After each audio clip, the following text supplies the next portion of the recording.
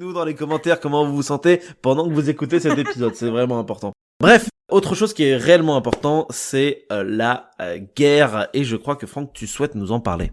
Parler de guerre, effectivement, mais aussi de paix. Et de Tolstoï, pardon. Et rien à voir avec Tolstoï. Les pas japonais. Mais pour citer un autre auteur qui n'est pas japonais non plus, savoir faire la guerre, c'est bien, mais gagner la paix, c'est mieux. C'est pas de moi, évidemment, c'est de Jaworski, si je me trompe pas. Ah, mais c'est dans Gagner la guerre. C'est ça. Début de Gagner la guerre, lisez ce livre. Il est très très bien. Rien à voir. Oui. Bref. La Seconde Guerre mondiale, je pense que si je vous demande les dates, pour vous les dates de la Seconde Guerre mondiale, c'est quoi? Début et fin. Moi, je vais laisser Manon répondre parce que nous, on a un super hors-série sur la guerre du Pacifique que vous avez sans doute écouté, auquel Manon n'a pas participé, donc je vais te laisser répondre. Alors déjà, je suis une merde sur cette période-là et une merde en histoire aussi, et avec les dates. Mais je dirais que pour moi, c'est quand même assez long. Je dirais entre 37, 38 et 40. J'imagine qu'il y a des retombées jusqu'à genre 45. J'ai de la merde ou quoi? En fait, ça dépend comment tu te places en fait. Mais voilà. En Europe, en France en tout cas, on considère la Seconde Guerre mondiale comme étant un conflit qui va de 1939 à 1945, puisque pour nous, le conflit débute avec l'invasion de la Pologne par l'Allemagne nazie et se termine lors de la reddition du Japon. Tout à fait. Il y a un pays pour lequel ça ne démarre pas en 1939, c'est la Chine. La Chine est envahie par le Japon en 1937, donc presque 2 ans, bien 2 ans d'ailleurs, avant le début de la guerre en Europe. Et ça va être l'un des fronts les plus meurtriers du conflit. Ce sont des dizaines de millions de morts qui vont s'enchaîner. On parle au total, juste le conflit entre la Chine et le Japon, on parle entre 15 et 22 millions de morts. Donc quand on fait les comparaisons avec le front de l'Ouest, on n'est pas tout à fait sur les mêmes ordres de grandeur déjà. Non, c'est clair. Donc, conflit a un aspect déjà dans les mentalités, dans la mémoire collective en Asie qui est pas du tout le même que celui qu'on peut avoir en France, où on a eu tout un mythe qui s'est développé en Chine, que ce soit d'ailleurs chez les communistes ou chez les nationalistes, de la survie à tout prix, du combat jusqu'au bout contre l'envahisseur japonais. Et parfois, ça occulte un peu les tentatives de paix et parfois aussi les collaborations qu'il y a pu avoir, même de manière très temporaire, entre certains acteurs du conflit, parfois en opposition, et parfois les oppositions entre des individus censés être alliés dans le conflit, notamment entre les communistes et les nationalistes, qui, comme on va le voir, sont pas toujours bien entendus, alors même qu'ils avaient un ennemi commun. Pour faire simple, pour rappeler un petit peu peut-être aux auditeurs qui savent pas trop de quoi on parle, le Japon est devenu, à la fin du 19e, au début du 20e siècle, une puissance impériale. Le Japon bat notamment la Russie en 1905, notamment suite à la bataille de Tsushima. C'est le premier empire non-européen à gagner face à un Européen. Forcément, tout de suite, ça leur donne un statut. Ouais. Et par la suite, le Japon va tout faire pour défendre et augmenter ce statut impérial par rapport aux Européens et à leurs empires respectifs. Du coup, le Japon va commencer à regarder les territoires autour de chez lui qu'il pourrait coloniser ou qu'il pourrait passer sous son contrôle, que ce soit direct ou indirect. Au début, c'est assez évident. La Corée, notamment, qui était en partie l'enjeu du conflit contre les Russes, est conquise en plusieurs étapes, d'abord en battant la Chine et ensuite en battant la Russie. Et petit à petit, elle va être de plus en plus intégrée dans l'empire japonais. Alors je dis intégré, les Coréens ne sont pas considérés comme des citoyens japonais, ils n'ont pas le droit de vote, rien du tout. C'est un empire, tout ce qu'il y a de plus classique. Mais les Japonais vont tenter de mettre sur leur empire un vernis qu'on pourrait qualifier de pan-asiatique.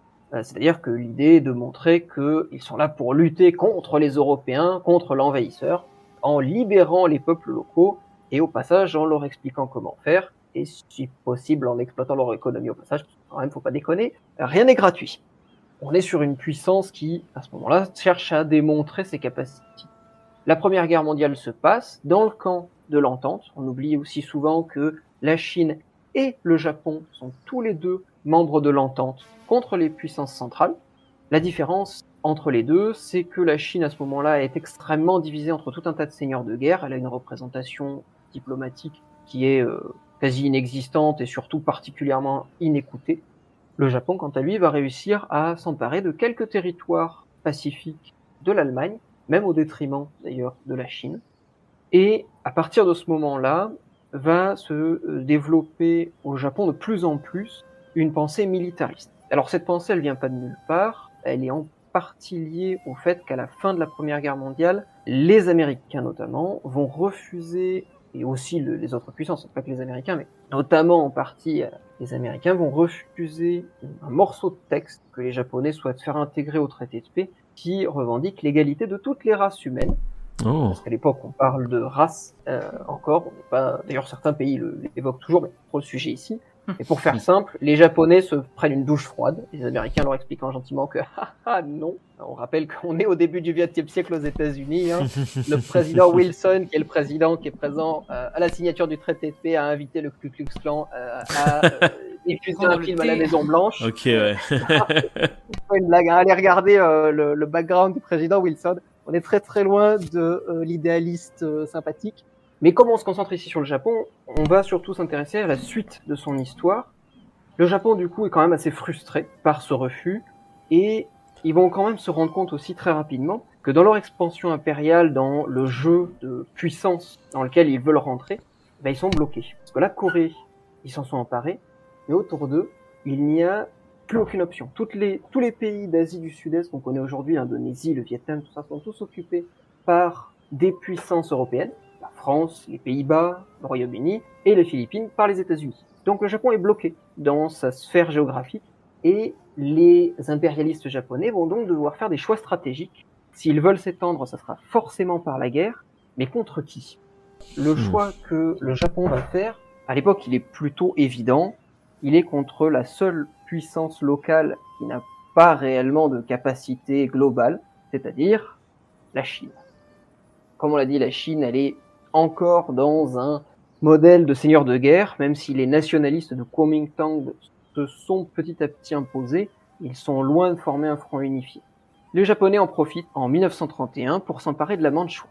Et c'est là où je vais commencer à mettre des petits bémols, parce qu'en réalité, ceux qui s'emparent de la Mandchourie en 1931 et déclenchent un conflit, une guerre ouverte quasiment avec la Chine, c'est pas le gouvernement japonais. C'est directement l'armée impériale japonaise. Okay. Dans la constitution japonaise de l'époque, il y a un petit détail qui donne à l'armée japonaise quasiment la toute-puissance sur le gouvernement japonais. C'est l'armée qui nomme directement le ministre de la Défense. Ce qui veut dire que si l'armée refuse de nommer un ministre de la Défense, il n'y a pas de gouvernement. Ok. Intéressant, comme système. J'ai pas besoin de vous expliquer, je pense, pourquoi c'est foireux et pourquoi ça laisse une très grosse marge de manœuvre aux militaires. Et certains d'entre eux vont en profiter pour abuser du système et s'octroyer le droit d'attaquer, quoi. Bien sûr. Ils vont carrément s'octroyer la puissance diplomatique aux grandes dames d'ailleurs de certains diplomates japonais qui sont quasiment incapables de maîtriser leur armée. C'est ce que j'ai. Alors personnellement, c'est ce que j'ai lu. Hein. Je rappelle, je suis pas un spécialiste de la période ni de l'Asie. Je parle en fonction de ce que j'ai pu lire au fur et à mesure des années. Et petite parenthèse quand même importante. Hein. Des fois que je dise qu'il y a une chose que vous considériez comme complètement fausse chez chers auditeurs, n'hésitez pas à le rectifier en commentaire. Personnellement, de ce que j'en ai compris, on en est à peu près là. À ce moment de l'histoire, le Japon, via en fait certains de ses officiers, certains de ses soldats, s'est emparé de la Mandchourie, va commencer à l'exploiter, à la coloniser même. Ce sont plusieurs millions de Japonais qui vont, au fur et à mesure des années, aller s'installer en Mandchourie chinoise. Et ils vont, pour affirmer leur légitimité sur ce territoire, installer un état fantoche, l'état du Manchukuo, à la tête duquel ils vont placer le dernier empereur chinois Puyi, qui avait été démis par les républicains nationalistes. Ok. Nous sommes donc dans une espèce de zone grise, puisque officiellement la Chine à ce moment-là n'a pas du tout reconnu la cession de la Mandchourie. Pour eux, la Mandchourie n'est qu'occupée par les Japonais. Les Japonais, le gouvernement japonais, le gouvernement civil a reconnu la Mandchourie parce qu'il n'a pas vraiment le choix, et l'armée japonaise, de plus en plus, cherche des moyens de continuer sa progression sur les invasions et sur la conquête de la Chine. En 1937, va se dérouler un incident qui a été en partie d'ailleurs mis en scène par certains officiers de l'armée japonaise, qu'on appelle l'incident du pont de Marco Polo, et qui va déclencher un conflit ouvert entre la Chine et le Japon, et qui va ensuite se dérouler durant toute la Seconde Guerre mondiale. On a tendance à imaginer aussi que cette Seconde Guerre mondiale, comme en Europe, c'est un tout. C'est un seul conflit, sans interruption, sans respiration, où c'est une lutte de la vie à la mort pour la suprématie totale. Sauf que, quand on regarde un peu dans les détails, que ce soit en Europe ou en Asie, il y a eu beaucoup de tentatives de plusieurs parties différentes d'avoir des propositions de paix. Parfois des propositions qui sont complètement irréalistes. On peut penser à la fin de la Seconde Guerre mondiale quand les nazis essaient de proposer aux Américains de faire la paix avec eux pour se concentrer sur l'URSS. Complètement allumé vu la situation. Mais il y a des propositions de paix qui ont été bien réelles et qui ont même abouti sans que ça n'ait d'effet. Ok. Alors là, vous devez vous dire, c'est un peu bizarre comme formulation. Et pourtant, c'est ce qui s'est passé en 1937, quelques semaines à peine après le début du conflit entre le Japon et la Chine. Les Japonais envoient une proposition de paix aux Chinois, puisque leur objectif est avant tout de contrôler économiquement la Chine. Ils savent que le pays est gigantesque, que avec ses centaines de millions d'habitants, il est très compliqué en tout cas à contrôler. Ça va demander énormément d'argent au gouvernement japonais de financer la conquête. Donc une paix rapide et efficace leur donnant accès à l'industrie chinoise et à son marché les avantage bien plus qu'autre chose. Et à la grande surprise de tout le monde peut-être, les Chinois acceptent. Ok. Le gouvernement de Chiang Kai-shek accepte l'offre de paix japonaise, la première offre de paix japonaise. Ok. Waouh. Le problème, c'est qu'entre-temps, les Japonais se sont mis à rouler sur l'armée chinoise. Après la bataille de Shanghai, ils ont vaporisé ce qui se tenait entre eux et la capitale chinoise, qu'ils vont prendre et qu'ils vont massacrer. C'est ce qu'on appelle le massacre de Nankin. Il y a des photos absolument horribles, si jamais vous voulez vous renseigner sur Internet de ce massacre. On parle de bébés embrochés à la baïonnette, Voilà. Je peux conseiller aux auditeurs un vidéaste que j'aime beaucoup, qui ne fait plus de vidéos aujourd'hui, mais qui était très chouette, c'est Aurore Humanum Est, qui a fait une vidéo sur le massacre de Nankin, qui est très très chouette. C'est des petites vidéos très courtes de 2 minutes avec des petits bonhommes trop mignons qui bougent et un ton de voix très monocorde qui tranche avec ce qu'on voit. Et c'est excellent, ça montre les pires travers de l'humanité et parfois c'est important de s'en rappeler aussi. Je connaissais pas du tout. Okay. Il y a une vingtaine de vidéos, je te conseille franchement c'est vraiment très cool. Ouais, c'est une excellente chaîne et en plus très bien sourcée, ce qui est assez rare sur Internet. Et contrairement à moi, il y a des sources. Donc on a une première offre de paix que les Chinois acceptent et qu'en fait les Japonais vont retirer alors même que les Chinois ont déjà accepté leur offre, tout simplement pour en rajouter un peu plus, parce que tant qu'à faire quand on est sur la pente gagnante. Sauf que, est-ce que c'était une bonne idée? Peut-être pas, parce que du coup, les Chinois, cette deuxième offre de paix qui inclut notamment la reconnaissance d'un État mandchou indépendant, ils peuvent pas l'accepter. C'est totalement infaisable d'un point de vue politique, ce serait se suicider politiquement. Et du coup, les Chinois vont se mettre dans une posture, dans une mentalité très particulière vis-à-vis du conflit. Le général Chiang Kai-shek et le reste de l'armée, d'ailleurs du front uni chinois, puisqu'à ce moment-là, tous les partis politiques chinois se sont réunis dans un front commun pour faire face à l'envahisseur japonais, vont décider de se battre jusqu'au bout. La politique de guerre de la Chine, à partir de ce moment-là, c'est combattre coûte que coûte, quelles que soient les pertes. Je dis quelles que soient les pertes, j'insiste, puisque que ce soit en détruisant les digues du Yangtze qui vont noyer des millions de civils, ou des batailles absolument meurtrières où les Chinois sont en infériorité matérielle constante et dans lesquelles ils sont massacrés des fois de manière absolument délirante en termes de chiffres. Je vous invite à aller voir les statistiques officielles, c'est absolument délirant. Ça ferait passer les batailles de la Première Guerre mondiale pour des promenades de santé parfois. On a un gouvernement chinois du coup qui s'enferme dans cette politique jusqu'au boutiste. Au fur et à mesure du conflit, il va y avoir plusieurs tentatives de médiation, de la part d'abord de certains officiers japonais et chinois, parce que si, notamment la jeune garde militariste japonaise veut écraser l'adversaire pour la gloire impériale, certains des vieux officiers de l'état-major savent bien qu'un conflit comme ça ne peut pas durer indéfiniment. De la même manière, certains officiers chinois, bien conscients de la menace communiste dans leur dos, aimeraient potentiellement trouver un accord avec les Japonais. Ça ne se fera pas parce que de part et d'autre, les revendications ne sont pas compatibles avec la vision qu'on a d'une victoire ou d'une défaite possible. Et il y a aussi un autre acteur extérieur, dont on n'a pas encore trop parlé, mais qui pourtant va être extrêmement important pour la suite du conflit. Je suppose que vous vous doutez de qui on parle. Les USA? Effectivement, c'est l'oncle Sam qui tente régulièrement de négocier des paix entre les parties. Plusieurs fois, les ministres des Affaires étrangères et même les rencontres avec si je ne me trompe pas, avec le premier ministre japonais aux États-Unis pour tenter de trouver une solution au conflit. Malheureusement, comme le gouvernement civil n'a qu'un contrôle très très limité sur son armée, il négocie avec une main dans le dos et les yeux bandés. Donc forcément, il n'arrive pas à grand-chose. Évidemment, dans ce qu'on connaît de l'histoire, la suite est assez évidente. Le Japon se retrouve embourbé en Chine, incapable de gagner, mais les Chinois sont incapables de les repousser.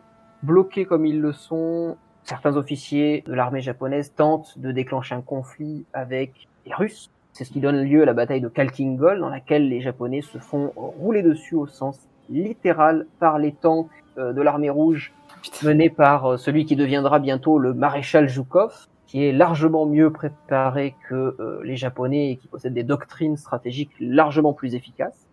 Les Japonais sont donc bloqués en Chine, bloqués face à l'URSS, avec qui ils vont signer un pacte de non-agression. Et ils vont se rendre compte 3 mois après que les Allemands, qui avaient eux-mêmes signé un pacte de non-agression, vont casser ce pacte de non-agression. Les Japonais ne comprennent à ce moment-là pas vraiment ce qui se passe en Europe, surtout en tout cas ce qui se passe dans la tête des stratèges allemands. Et du coup, les Japonais se tournent vers la seule cible qui leur reste, vers le sud, vers les colonies européennes. Ils s'emparent de l'Indochine. J'ai lu un épisode spécial là, de DTDR que je vous invite à voir, écouter, sur justement cette partie du conflit. Cette invasion de l'Indochine entraîne un embargo total des Américains pour compenser les pertes en pétrole et en acier qui couleraient l'armée japonaise. Les Japonais n'ont que 2 choix, soit faire la paix avec la Chine et mettre un terme à la guerre, soit envahir les colonies occidentales et donc déclencher une guerre avec les États-Unis. Vous l'aurez compris peut-être avec tout ce que j'ai dit depuis tout à l'heure, on est dans un effet boule de neige de toute façon. Bien sûr. Les militaristes, c'est ça. Les militaristes japonais iront jusqu'au bout. C'est ce qui donne lieu à la bataille de Pearl Harbor et à l'entrée en guerre des États-Unis dans le conflit mondial. Et c'est à ce moment-là que le conflit pacifique et le conflit européen vont se rejoindre. Ouais, exactement. Je conseille une super chronique sur Pearl Harbor aussi, qui est un peu longue, mais très intéressante par Léopold, les auditeurs et vous-même. Tant de placement de produits. Mais oui, mais en même temps, il y a tellement de sujets qu'on aborde qu'au bout d'un moment, tu peux faire du placement de produits tout le temps, c'est ça qui est génial. Explorez tout ce que vous voulez sur la chaîne. Il y en a pour tous les goûts. Je pense que là, on a fait un aperçu à la fois un petit peu long, je suis désolé, et très bref en même temps de la montée de ce conflit en Asie.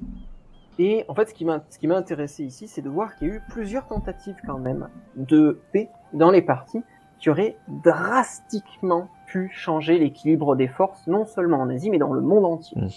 La plus évidente de ces tentatives de paix, c'est celle de 1937. Alors là, on rentre dans le domaine de l'Uchronie, un domaine sur lequel je vous invite à vous intéresser, chers auditeurs, chères auditrices, puisqu'il permet d'aller chercher le pourquoi du comment, pourquoi l'histoire s'est passée telle qu'elle s'est passée, pourquoi elle n'a pas été différente. Donc, première hypothèse, en 1937, la Chine accepte, comme dans la réalité, l'offre de paix japonaise, et peut-être à cause d'une défaite ou d'une avancée trop lente des troupes à Shanghai, les Japonais acceptent ce traité de paix. Assez improbable, vu la situation, vous l'avez compris, à ce moment-là, l'armée chinoise quasiment en déroute totale, mais ça aurait mis fin quasiment instantanément au conflit. Et là, on se retrouve dans une situation qui est très bizarre, du coup, puisque autant les Chinois que les Japonais ne vont pas connaître la Seconde Guerre mondiale telle que nous, on la conçoit. On peut dès lors s'imaginer que tensions qui sont présentes en Asie sont bien différentes. Comme l'option chinoise est réglée, les 2 seules autres cibles qu'on a évoquées précédemment pour le Japon deviennent d'un seul coup beaucoup plus alléchantes et ils ont beaucoup plus de troupes à disposition pour s'y intéresser. l'option de l'Union soviétique et l'option des colonies européennes.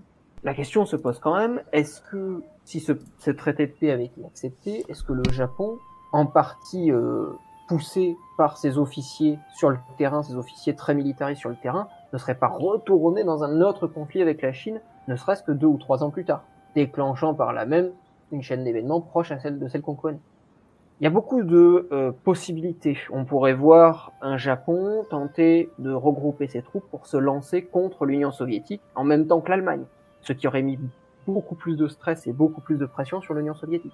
Est-ce que ça aurait été suffisant pour une victoire des puissances de l'Axe? C'est pas sûr, d'autant plus que c'est pas parce que certains officiers auraient déclenché un conflit face à l'URSS que l'invasion de l'Indochine ne serait pas déroulée, et donc que le mécanisme d'entrée en guerre des États-Unis n'aurait pas été enclenché.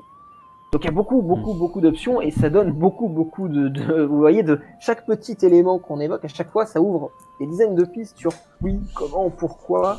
Ouais, et si. C'est un champ de possibilités qui est infini, en fait. Un milliard de mondes parallèles où il se passe des trucs de ouf. C'est ça. Alors, il y en a un, moi, en particulier, qui m'a intéressé. En 1939, donc, le conflit démarre en Europe, et la France perd très vite le conflit. C'est ce qui va permettre l'invasion de l'Indochine.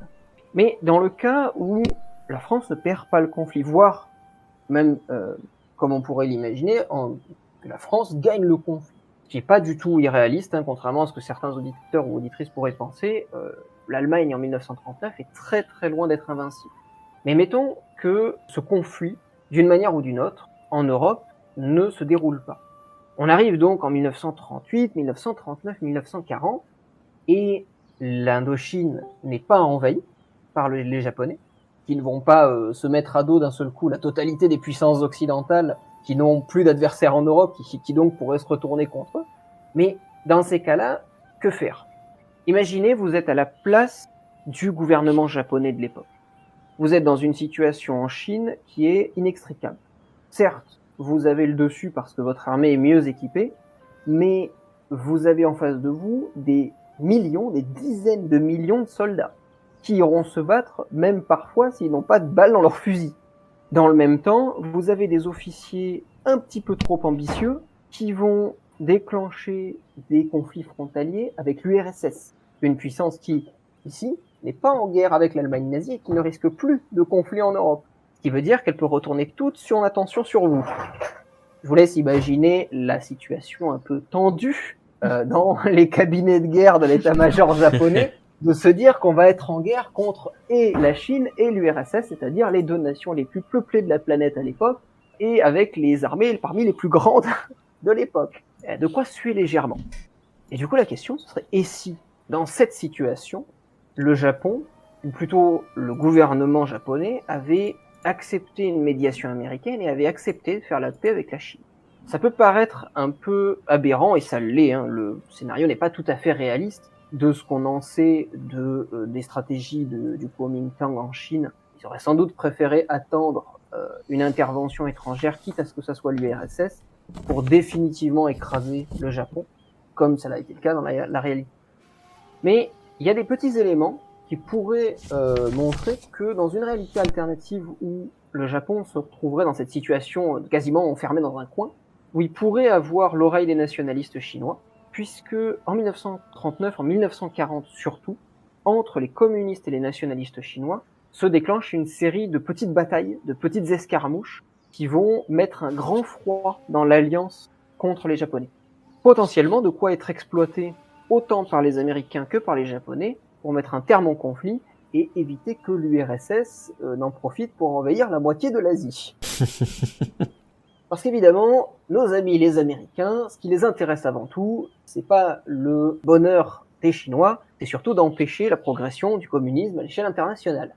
Et dans ces cas-là, imaginons que nos nationalistes japonais réussissent à être suffisamment mis sous pression par leur gouvernement, qui pourrait, pour l'imaginer en tout cas, avoir, on va dire, l'usage de l'arme atomique, entre guillemets, c'est-à-dire le refus de leur payer leur salaire ou de financer, de continuer à financer le conflit, ce qui est complètement irréaliste, hein, à part se prendre un coup d'état dans la tronche, j'ai un peu du mal à voir comment ils pourraient faire. Mais imaginons, les Chinois nationalistes et les Japonais mettent un terme au conflit, reviennent sur leur position d'avant-guerre, sans doute avec quand même beaucoup d'avantages économiques pour le Japon. Dans quelle situation est-ce qu'on se trouverait en 1945 ? On aurait un Japon dans lequel les militaristes sont toujours bien présents, même s'ils ont été frustrés. Une Chine dans laquelle le conflit, la guerre civile entre communistes et nationalistes est repartie de plus belle.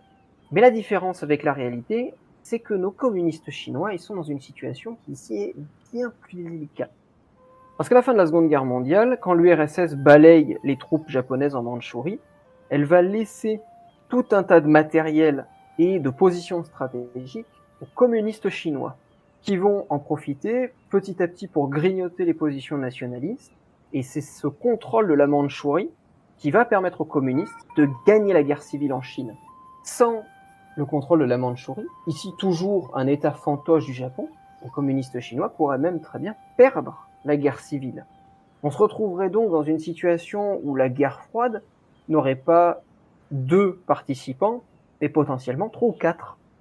D'un côté, les États-Unis, toujours avec leurs alliés occidentaux, l'URSS et les puissances communistes, mais aussi un Japon qui contrôle toujours une bonne partie de l'Asie, voire même peut-être une Chine nationaliste, particulièrement faible puisque très divisée politiquement, mais avec potentiellement un moyen à long terme de devenir une grande puissance. Je vous laisse imaginer les tensions absolument énormes que ça pourrait provoquer, Oui. surtout dans un univers où on va se retrouver à terme à avoir des armes nucléaires. Complètement. Ah bah oui. On se retrouverait avec un Japon militariste, armé sans doute de l'arme nucléaire. Le Japon, on le sait, même aujourd'hui, il a toutes les capacités scientifiques pour avoir l'arme nucléaire. Et aussi, il se l'est fait interdire par les Américains. Mais dans cette réalité alternative, qu'est-ce qui les empêche de l'avoir ? Surtout avec l'accès à la Mandchourie et potentiellement à ces mines d'uranium. Je vous laisse imaginer les lignes de front en Mandchourie entre un État nationaliste chinois dont la principale revendication est de récupérer les territoires qu'il a perdus, et de l'autre côté un Japon jusqu'au boutiste qui s'est enfermé dans son idée impérialiste. Ouais. Et c'est là où on peut se rendre compte que finalement une paix qui est arrivée plus tôt et qui a épargné potentiellement des millions de vies peut provoquer à plus long terme des tensions, voire des conflits encore plus meurtriers. Ça, c'est un peu l'idée que on retrouve notamment mise en avant dans la politique d'apaisement en Europe face à l'Allemagne nazie, qui a été de dire non, il faut repousser le conflit, accepter des demandes, on n'est pas prêt pour la guerre, attendons, pour qu'au final, l'adversaire ait eu le temps, lui, de se renforcer beaucoup plus vite, et finir par perdre et par provoquer énormément plus de victimes si, par exemple, la France ou le Royaume-Uni est intervenu tout de suite contre les nazis. Donc des fois, et c'est là où je voulais en venir, faire la paix tôt, c'est bien, mais c'est pas forcément l'option qui sauvera le plus de vies à long terme. Eh oui. Parce qu'une mauvaise paix qui va laisser sur une haine palpable, qui va laisser 2 adversaires capables de se réarmer, voire de se réarmer bien plus qu'ils ne l'étaient avant, potentiellement ça va provoquer encore plus de morts par la suite. On pourrait dire à l'inverse qu'avec la création de l'arme atomique, la guerre est devenue impossible, et que toute tentative de conflit ne se résoudrait que par une guerre totale. Mais on pourrait l'observer au Pakistan et en Inde, des puissances atomiques sont capables de se tirer dessus à coups de missiles et de se retenir dans le même temps de s'envoyer des armes atomiques en travers du museau. Donc tout cette historique, toute cette idée derrière, pour montrer que finalement la paix c'est bien, mais la manière dont on fait la paix et le pourquoi on fait la paix, en fait, ça règle beaucoup plus de choses et c'est beaucoup plus important. Pensez-y dans vos conflits avec les gens. Oui, ça marche pareil en fait, finalement. Et c'est pour ça que voilà, ce conflit en Asie qui est souvent très ignoré en Europe parce que on y a quand même beaucoup moins d'impact, ça nous a beaucoup moins touché directement que l'occupation allemande. Mais en fait, elle a des conséquences mondiales pour absolument tout le monde sur la planète. Que ce soit, on le sait, dans le développement du communisme en Chine, au Vietnam, etc., mais aussi dans la fin de certaines idées impérialistes. Voilà, j'espère que ça n'a pas été trop long et pas trop compliqué et pas trop confus. Non, du tout. C'était pas compliqué en plus, c'est juste que on n'y connaît rien. Quoi. Parce qu'on se regarde tout le temps le nombril et que c'est de l'intérêt de ce genre d'épisode spécial. Exactement, d'aller découvrir d'autres horizons, et c'est pour ça qu'on vous renvoie aussi les auditrices et les auditeurs à l'épisode spécial Guerre du Pacifique, qui traitait aussi pas mal du conflit dans sa globalité en dehors du côté européen. Finalement, on parlait même plus des causes de la guerre que de la guerre en elle-même. Donc n'hésitez pas à aller faire un petit tour. Il y a des gens très très intéressants là-bas. Si ce petit instant passé en notre compagnie vous a plu et que vous avez envie d'en passer d'autres avec nous, eh bien n'hésitez pas à vous abonner, mettre un petit pouce bleu, partager la vidéo ou encore nous suivre sur les réseaux sociaux. Sachez que vous pouvez aussi écouter cet épisode dans son entièreté et pour cela vous n'avez qu'à vous rendre dans la description de la vidéo. Je vous dis à très bientôt pour à nouveau écouter un petit peu de tout et surtout un petit peu de rien.